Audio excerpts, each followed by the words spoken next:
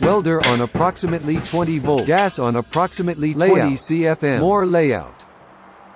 Start cutting.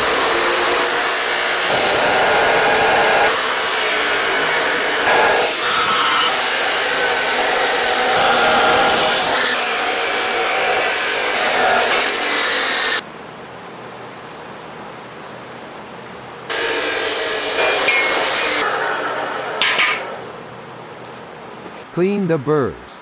Hit it with the flapper wheel.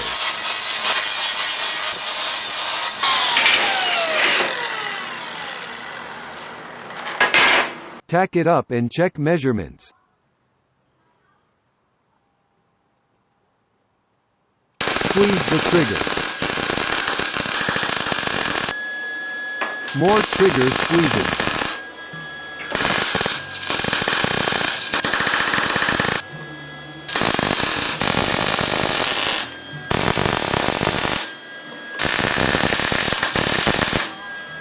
Tasty.